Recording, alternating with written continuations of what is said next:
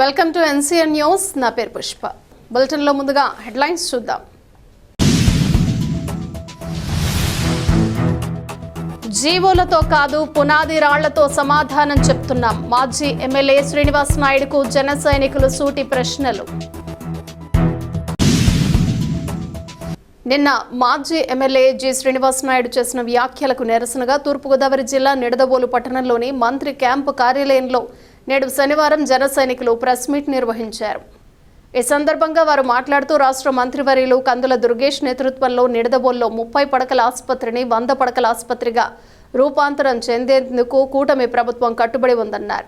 గత ప్రభుత్వం కేవలం ఆసుపత్రి విషయంలో జీవోలు ఇచ్చి మోసం చేసిందని, కానీ మేము జీవోలతో కాకుండా పునాది రాళ్లతో సమాధానం చెప్తున్నామని అన్నారు.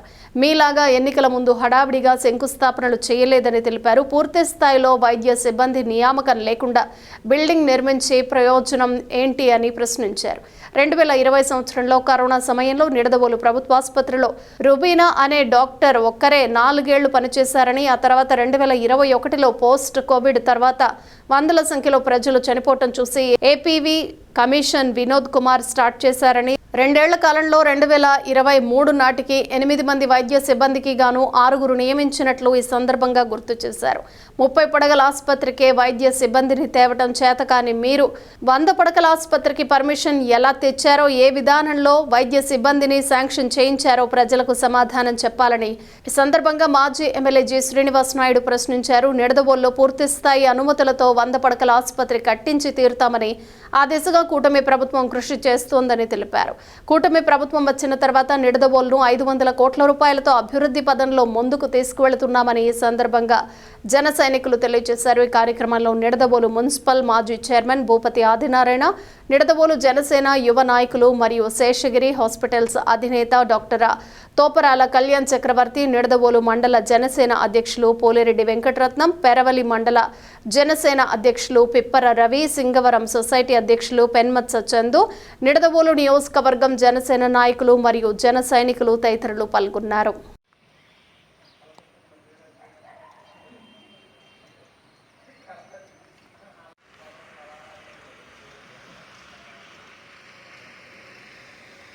అందరికీ నమస్కారం. నిన్న జరిగినటువంటి ఒక సంఘటన, మన తాజా మాజీ ఎమ్మెల్యే శ్రీనివాస్ నాయుడు మాట్లాడిన మాటలకి ఇవాళ మేమందరం ప్రతిఘటిస్తూ ఆయన చేసిన ఆరోపణలన్నీ అవాస్తవాలని చెప్తూ మీ ముందుకు రావడం జరిగింది. గవర్నమెంట్ హాస్పిటల్ 100 పడకల గురించి అతను నిన్న మాట్లాడిన దానికి మేము చెప్పేది ఏమిటంటే, అతను చెప్పిన మాటలన్నీ కూడా అవాస్తవం. అతను నాబార్డ్ అంటే నేషనల్ అగ్రికల్చర్ బోర్డ్ ఫండ్స్ తీసుకుని వచ్చి ఇక్కడికి లోన్లో సెంట్రల్ గవర్నమెంట్ నుంచి 16 కోట్లు లోన్ తీసుకొచ్చామని, అది ఆల్రెడీ ఆ ఫండ్స్ని మేము వెనక్కి పంపేశామని అవాస్తవమైన మాటలు శ్రీనివాస్ నాయుడు చెప్పడం జరిగింది. ఒరిజినల్గా అక్కడ జరిగిన విషయం ఏంటంటే, ఓన్లీ కాగితాల మీద ఒక జీవో తీసుకొచ్చి అతను అది చూపించడం, అదేవిధంగా రెవెన్యూ షేరింగ్ మోడల్లో 16 కోట్లు నాబార్డ్ ఫండ్కి మన స్టేట్ గవర్నమెంట్ తరపు నుంచి 4 కోట్ల రూపాయలు కట్టాల్సి ఉంది.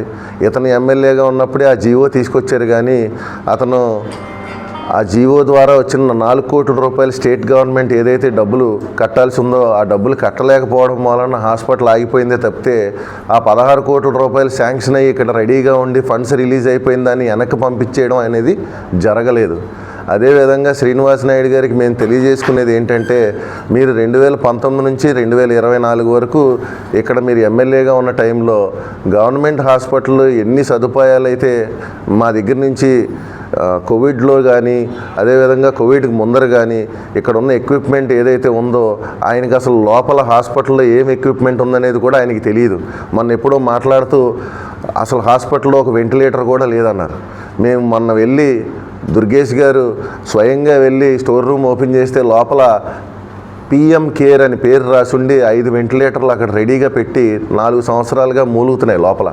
దాన్ని ఎవరో వాడడం జరగట్లేదు. అదేవిధంగా కోవిడ్ అయిపోగానే కోవిడ్లోని డాక్టర్ల కొరత వల్ల, అక్కడ ఎక్విప్మెంట్ కొరత వల్ల ఇబ్బంది పడుతున్నారని 50 ఆక్సిజన్ కాన్సన్ట్రేటర్లు పంపించడం గవర్నమెంట్ హాస్పిటల్కి జరిగింది. అవి కూడా అలాగే మూలపడి మురుగుతున్నాయి. ఇవన్నీ కూడా తెలుసుకోకుండా అవాస్తవాలు ప్రచురించి ఈర్ష్యతో అతని ఇవాళ మన రాష్ట్రంలో జరిగే అభివృద్ధి, మన కూటమి ప్రభుత్వం చేసే అభివృద్ధి, నిడదవోలులో జరిగే అభివృద్ధిని తట్టుకోలేక అతన్ని ఎవరో పట్టించుకోవట్లేదని వార్తల్లో నేను నిలవాలని ఇష్టం వచ్చినవన్నీ మాట్లాడటం జరుగుతుంది. ఇదే విధంగా మీరు ఇంకొక మాట తీసుకుంటే అక్కడ హాస్పిటల్ గురించి మీ అందరికీ తెలియని ఒక విషయం ఏంటంటే 2011లో 10 పడకల హాస్పిటల్ని అప్పుడున్న ఎమ్మెల్యే బూరుగుపల్లి శేషారావు గారు 30 పడకల కింద పర్మిషన్ తీసుకొచ్చారు. ఆ హాస్పిటల్ కన్స్ట్రక్షన్ 2017లో మొదలయ్యి 2 కోట్ల రూపాయలతో 18లో హాస్పిటల్ పూర్తయింది. అప్పుడే దాన్ని ప్రారంభించడం జరిగింది. అప్పుడు ఆంధ్రప్రదేశ్ వైద్య విధాన పరిషత్లో 30 పడకల హాస్పిటల్ 122 హాస్పిటల్ పర్మిషన్ ఇవ్వడం జరిగింది. ఆ 122 హాస్పిటల్ పర్మిషన్లోని నిడదవోలు కూడా 30 పడకల కింద అప్గ్రేడ్ చేసి ఏపీవీపీలో విలీనం చేయడం జరిగింది. ఈ విషయం తర్వాత 100 పడకల కోసం ముఖ్యంగా మనం 100 పడకల హాస్పిటల్ అంటే ఏదో building sanction, GO paper, state government డబ్బులు కట్టకుండా ఊరికనే 16 కోట్ల లోన్ పేపర్ చూపించడం కాదు. 100 పడకల హాస్పిటల్ పెట్టాలంటే దానికి వైద్య సిబ్బంది కానీ, నర్సింగ్ సిబ్బంది కానీ వీళ్ళందరూ కూడా ఒక 66 మంది స్టాఫ్ కావాలి. ఈ స్టాఫ్ ప్యాటర్న్ అనేది చాలా ఇంపార్టెంట్. శ్రీనివాస్ నాయుడు హయాంలో కోవిడ్ టైంలో కేవలం ఒకే ఒక డాక్టర్ రుబీనా గారు అనే ఆవిడ పనిచేసింది. ఆవిడ దగ్గర నుంచి ఆ 30 పడకల హాస్పిటల్కి మినిమం 8 మంది వైద్యులు ఉండాల్సిన హాస్పిటల్లో ఒకే ఆవిడ 3 సంవత్సరాలు నడిపించిన తర్వాత 2023లో ఒక ఐఏఎస్ ఆఫీసర్ గారు ఇది కరెక్ట్ కాదని చెప్పి మనకి స్టాఫ్ ప్యాటర్న్ స్టార్ట్ చేసి ఒక 4గురిని వేయడం జరిగింది. ఆయన ఉన్నప్పుడు 30 పడకల్లో 8 మంది సిబ్బందిని తేలేకపోయినాడు. 100 పడకల హాస్పిటల్కి బిల్డింగ్ కట్టి స్టాఫ్ని ఎక్కడి నుంచి తెస్తారని మేము ప్రశ్నిస్తున్నాం. ఇదే విధంగా ఏపీవీవీపీ ఆంధ్రప్రదేశ్ వైద్య విధాన పరిషత్ ప్రకారం 100 పడకల హాస్పిటల్ బిల్డింగ్ కట్టేస్తే సరిపోదు. ప్రతి సంవత్సరం అక్కడ ఉన్న సిబ్బందికి 4,49,00,000 రూపాయలు జీతభత్యాలు ఇవ్వాల్సి వస్తుంది. ఇవన్నీ ఎక్కడి నుంచి వచ్చాయి? మీరేమన్నా తీసుకొచ్చారా? ఈ ఫండ్స్ గురించి హాస్పిటల్ బిల్డింగ్ కట్టేసి ఖాళీ బిల్డింగ్లో ఏం చేద్దాం అనుకుంటున్నారు? ఈ 100 పడకల హాస్పిటల్ ప్రపోజలు క్యాబినెట్లోని మన మంత్రి దుర్గేష్ గారు ఇప్పుడు దాకా 4 నుంచి 5 సార్లు ప్రతిపాదనలన్నీ మార్చి వీళ్ళు చేసిన తప్పులన్నింటినీ సరిదిద్ది స్టాఫ్ ప్యాటర్న్తో సహా, సిబ్బందికి జీతాలతో సహా, ఎక్విప్మెంట్తో సహా మొత్తం అన్నీ మేము కట్టుబడి మేము అన్న మాటను నిలబెట్టుకుని 2029 ఎలక్షన్కి వెళ్ళే లోపు 100 పడకల హాస్పిటల్ నిడదవోలులో మేము పూర్తి చేస్తామని మా సైడ్ నుంచి మీకు విన్నవించుకుంటున్నాం. అదేవిధంగా శ్రీనివాస్ నాయుడు గారికి ఇంకొకటి చెప్పాల్సింది ఏమిటంటే, ఇక్కడ మంత్రిగా దుర్గేష్ గారు ఉన్న దగ్గర నుంచి ఈ 2 సంవత్సరాల్లో 500 కోట్ల రూపాయల అభివృద్ధి మన నియోజకవర్గానికి చేశారు. ఇందులో సుమారుగా 100 కోట్లు సీసీ రోడ్లకి, డ్రైనేజీలకి, అలాగే మంచినీటి సదుపాయం అందించడం కోసం రైతుల దగ్గర బియ్యం కొనుగోలు దగ్గర నుంచి ఆయన ప్రతి చిన్న విషయాన్ని దగ్గరుండి జాగ్రత్తగా చూసుకుంటూ, అదేవిధంగా ప్రతి విషయంలోని ఆయన స్పందన కూడా ఎంత స్పీడ్గా ఉంటుందంటే అర్ధరాత్రి చిన్న మెసేజ్ పెడితే వాట్సాప్ మెసేజ్ చూసి రిప్లై ఇచ్చే అంత స్పీడ్గా ఉంటుంది. మీరు ఏదో వీకెండ్ పాలిటిక్స్ లాగా శనివారం ఆదివారం మీ బిజినెస్లన్నీ హైదరాబాద్లో చూసుకుని, తిరుపతిలోని థియేటర్లు చూసుకుని ఖాళీగా ఉన్నప్పుడు ఏదో నిడదవోలు వచ్చి అస్తమానం హాస్పిటల్ అంటే మీరు మాట్లాడే మాటలు చాలా హాస్యాస్పదంగా ఉన్నాయి. ఎందుకంటే మీకు అసలు దాని గురించి పూర్తి అవగాహన లేదు. మీకు అసలు నాబార్డు ఫండ్స్ ఎలా వస్తాయనేది తెలియదు. ఇప్పుడు మళ్ళీ వాటిని ఆ లోన్ని ఇంకా ఎక్కువ డబ్బులు 19.5 కోట్ల రూపాయల నాబార్డు లోను రికరింగ్ మళ్ళీ జీతాలు ఇవ్వడం కోసం స్టాఫ్కి ప్రతి సంవత్సరం 4,50,00,000 రూపాయలు వచ్చేలాగా దుర్గేష్ గారు ఆల్రెడీ ప్రపోజల్ పెట్టడం జరిగింది. ఈ ప్రపోజల్ని త్వరలోనే క్యాబినెట్ ఆమోదం పొందంగానే పని మొదలు పెట్టడం కూడా జరుగుతుంది. అంతేగాని ఎలక్షన్ స్టంట్ కోసం హ్యావ్లాక్ బ్రిడ్జ్కి ఒక శిలాఫలకం, ఇలాగే గవర్నమెంట్ హాస్పిటల్ వెనకాల చిన్న గొయ్యి తవ్వేసి శంకుస్థాపన చేసాం, కాంట్రాక్టర్ వచ్చాడు, బిల్డింగ్ పూర్తయిపోయిందని ఇలాంటి అవాస్తవ మాటలు మీరు చెప్పి ప్రజలను మభ్యపెట్టినందుకే మీకు మంచి తీర్పిచ్చి మిమ్మల్ని ఇక్కడ ఎంతో మెజారిటీతో ఓడించారు. గత 5 ఏళ్ళలో ఈయనేం చేశాడో, ఈ మాజీ ముఖ్యమంత్రి ఏం చేశాడో అవి చెప్పుకోకుండా ఇలా చేశారు అనడం చాలా ఆశ్చర్యం కలిగించింది. ఈ 5 ఏళ్ళలో పింఛన్లు పెంచుతా అన్నాడు, 5 సంవత్సరాలకి పెంచాడు. డైలీ క్యాలెండర్, జాబ్ క్యాలెండర్ అన్నాడు, జాబ్ క్యాలెండర్ లేదు.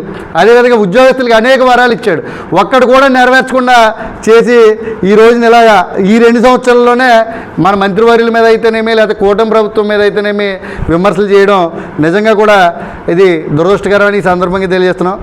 అదేవిధంగా ఈయన ఇంకో ప్రత్యేకించి అన్నమాట ఏంటంటే 16 కోట్లు క్యాన్సిల్ చేయమని మంత్రి గారు అన్నాడు.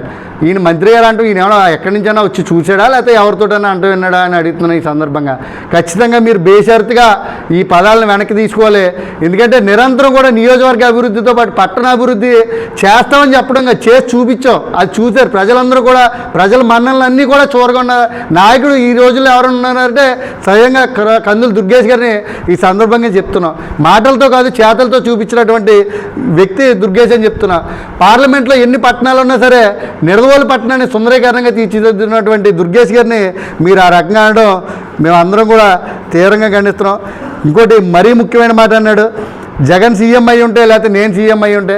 జగన్ సీఎం అవుతుంది చూశారు, మీరు ఎమ్మెల్యే అవుతుంది చూశారు, నిడదవోలు పట్టణ ప్రజలేంటి లేకపోతే నిడదవోలు మా నియోజకవర్గంలో ఉన్న 3 మండలాల ప్రజలు చూశారు కాబట్టే మిమ్మల్ని వైనాట్ 175 నుంచి వైనాట్ ప్రతిపక్ష పార్టీ హోదాని ఆర్థించేలాగా అడుక్కునేలాగా చేశారు ఈ ప్రజలని ఈ సందర్భంగా మీకు గుర్తు చేస్తున్నాను శ్రీనివాస్ నాయుడు గారు. ఇంకోటి ప్రాణాలతో చెలగాటం ఆడే హక్కు మీకు ఎవరిచ్చారు మంత్రి గారు అన్నాం. ఈ పదాన్ని ఈ వాక్యాన్ని మీరు యావత్ నియోజకవర్గంలో ఉన్న వైసీపీ పార్టీలో ఉన్నటువంటి ఏ గ్రామంలో సరే మన గ్రామాల్లో అనే టౌన్లో అనే మీ నాయకులను అడగండి, మీరు సీఎం రిలీఫ్ ఫండ్లు ఎమ్మెల్యేగా ఎన్ని తెచ్చారు, ఇక్కడ ఎమ్మెల్యే అయిన తర్వాత దుర్గేష్ గారు ఎన్ని సీఎం రిలీఫ్ ఫండ్లు ఇచ్చారు, ఎన్ని ఎల్ఓసీలు ఇచ్చారు. మమ్మల్ని కాదు, ప్రభుత్వాన్ని కాదు, కేవలం నీ గ్రామాల్లో ఉన్న నీ కార్యకర్తలని నీ నాయకుల్ని అడగండి ఈ సందర్భంగా ఖచ్చితంగా తెలియజేస్తున్నా. 2 సంవత్సరాల్లో మీరు 5 సంవత్సరాల్లో చేయింది 2 సంవత్సరాల్లో చేసి చూపించాం. ఎవడన్నా ఈరోజుకి చెప్తున్నా, బహిరంగంగా చెప్తున్నా, జనసేన పార్టీ నాయకులకి అనేక సార్లు మంత్రి గౌరవనీయులు దుర్గేష్ గారితో అనేక సార్లు మాకు కొంచెం విభేదించాం. ఆడు మన పార్టీకి వ్యతిరేకంగా చేయడు, ఆడు మన జెండాను తిరగనలేదు, లేకపోతే మమ్మల్ని అధికారంలో ఉండగా మమ్మల్ని ముప్పు తెప్పలు పెట్టాడు. ఆడి కొడుకు ఈరోజు సీఎం రిలీఫ్ ఫండ్ ఇచ్చాం, లేకపోతే వారి భార్యకి ఇచ్చాం, లేదా ఆ కార్యకర్తలకు ఇచ్చాం. ఆయన అన్నమాట ఒకటి, మనం అధికారంలోకి వచ్చాం, ప్రభుత్వంలోకి వచ్చాం, పార్టీలకి కులాలకి మతాలకి అతీతంగా వైద్య సేవలని ప్రతి ఒక్కరికి కూడా ప్రభుత్వం అందించాల్సిన నైతిక బాధ్యత. ఎవరైతే చేయించుకున్నారో వారికి ఆర్థికంగా కూడా మనం భరోసాగా ఉండాలి అని చెప్పి ఆయన చేయించాడు. ఎన్ని ఎల్ఓసీలు ఇచ్చారయ్యా మీరు 5 సంవత్సరాలు? ఎల్ఓసీలు ఇవ్వడమే కాదు, కొన్ని హాస్పిటల్ అయితే ఎల్ఓసీలు లేట్ అవుతాయి సార్ మేము చేయలేమంటే ఆ యాజమాన్యాలతో మాట్లాడి ఒప్పించి బెదిరించో నయ్యానో భయానో వైద్యం చేస్తే తీరాల్సిందే. నిడదవోలు నియోజకవర్గం నుంచి వచ్చిన ఏ ఒక్కడో కూడా హాస్పిటల్ నుంచి బయటికి వైద్యం చేయను అని కారణంతో వెళ్లకుండా ఉండడానికి వీల్లేదు అని హెచ్చరికలు చేసినటువంటి మహోన్నత నాయకుడు ఎవరైనా ఉన్నారంటే ఈ సందర్భంగా దుర్గేష్ అని చెప్తున్నాను. అందరికీ నమస్కారం అండి. ముందుగా మీడియా మిత్రులందరికీ కూడా నా హృదయపూర్వక నమస్కారాలు. అలాగే ఇక్కడికి విచ్చేసినటువంటి మా జనసేన పార్టీ నాయకులకి, కార్యకర్తలకి, ఎంపీటీసీలందరికీ కూడా నా నమస్కారాలు. మరి ఈ రోజున మన కూటమి ప్రభుత్వం అధికారంలోకి వచ్చి 2 సంవత్సరాలైన సందర్భంగా మనందరం కూడా పండగలు చేసుకుంటూ ఉంటే మరి రాక్షస పరిపాలన గత 5 సంవత్సరాల నుంచి చూసిన రాక్షసులు మన ఈ మంచిని తొక్కేసి వాళ్ళేదో ఉద్ధరించేద్దామన్న ఉద్దేశంతో మరి వాళ్ళు పండగలు చేసుకున్నారు. నిన్న ఈ రోజున ఒక శ్రీరాముడు వంటి వారు పరిపాలనలో ఎలా ఉందో మన చంద్రబాబు నాయుడు గారి పరిపాలన అలా ఉంది. కానీ ఇక్కడ చూస్తే కనుక మన సెకండ్ సాటర్డే మన మాజీ ఎమ్మెల్యే ఎవరైతే ఉన్నారో కేవలం సెలవుల నిమిత్తం వస్తూ ఉంటాడు ఆయన వచ్చి నిన్న ఏదో అక్కడ జగన్మోహన్ రెడ్డి గారికి ఎవరు స్క్రిప్ట్ ఇస్తున్నారో తెలీదు, ఇక్కడ శ్రీనివాస్ నాయుడుకి ఎవరు స్క్రిప్ట్ ఇస్తున్నారో తెలీదు, కేవలం పేపర్లు చూసి చదువుతూనే ఈ మాలోకల పరిస్థితి అయిపోయిందని చెప్పి కూడా నేను సభాముఖంగా తెలుపుతున్నాను. ఎందుకనంటే అది శ్రీనివాస్ నాయుడు గారు నిన్న కేవలం మంత్రివర్యులు నిడదవోలు నియోజకవర్గానికి ఎంత అభివృద్ధి చేస్తున్నారు అనేది అతి సామాన్యుడు, రాజకీయ నాయకులను వదిలేయండి, పార్టీలను వదిలేయండి, ఒక గుడిసికెళ్ళి అక్కడ ఒక ముసలావ్వని అడిగితే చెప్తుంది. ఈ ప్రతిపక్షం కూడా లేని పార్టీ నాయకుల్ని, కార్యకర్తలను ఒకటే అడుగుతున్నా, మీరు వాళ్ళ దగ్గరికి వెళ్ళి అభివృద్ధి ఏం జరిగింది, ఏ గ్రామంకి వెళ్ళైనా అడగండి, అభివృద్ధి ఏం జరిగిందంటే కళ్ళకు కట్టినట్టు చూపిస్తుంది. ఆవిడ కళ్ళ లేకపోయినా కానీ కళ్ళ చూసినట్టుగా చెప్తుంది.